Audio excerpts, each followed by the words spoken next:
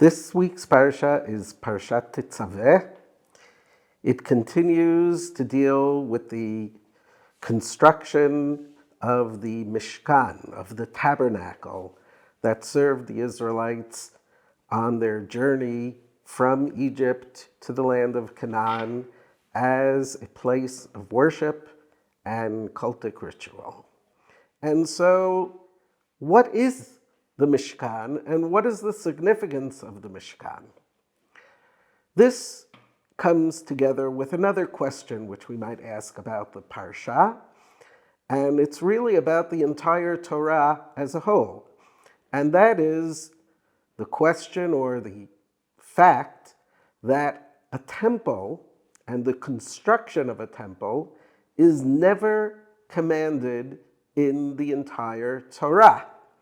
The rabbis who wanted to believe that building a temple is a mitzvah based their interpretation of this mitzvah on the parashot of the building of the Mishkan, where it says, "V'asu li mikdash," they shall make for me a temple or a sanctuary, v'shachanti b'tocham, so that I may dwell in them.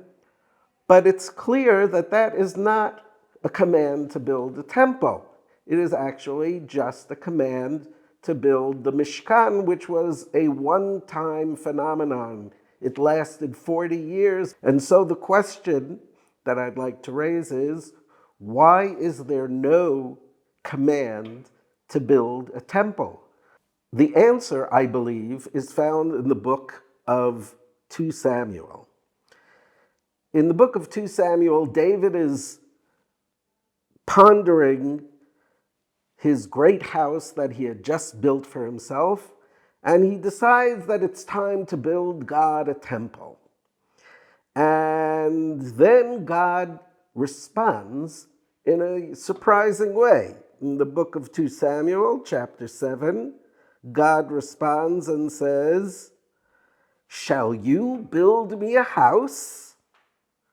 I have never dwelt in a house from the time that I brought the children up from the land of Egypt until this very day. I went about in a tent and in a tabernacle.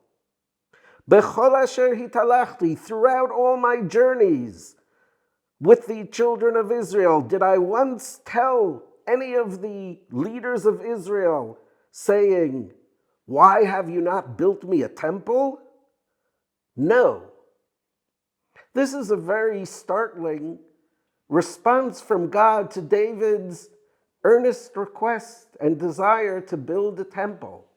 And it's usually ignored, this passage, and I'd like to spend just a few minutes contemplating its meaning. Here we have an unusual biblical passage which seems to actually consider the temple an undesirable institution. In spite of the fact that it is celebrated so often in other parts of the Bible, here it is clear that it is not what God wanted. What did God want? He said, well, all the time from the Exodus, what have I commanded? What have I used? A tent and a tabernacle, an ohel and a mishkan. That's what God really wants. And why? One explanation is that a temple is solid, secure, immovable, intransigent, and that gives a sense that we know exactly where God is and that we can always know that He is with us. And if He's with us, we are invincible. God says, no, I don't want a house. I don't want to give you that sense that you know where I am and who I am. I am the elusive God. I am the God that moves, that cannot be pinned down. And therefore also, don't use me as a crutch. Don't feel that since you have my presence in some way, you can rely on being invincible and indestructible. God teaches us in the book of Samuel and in the Parashat that his real presence is the presence of a Mishkan.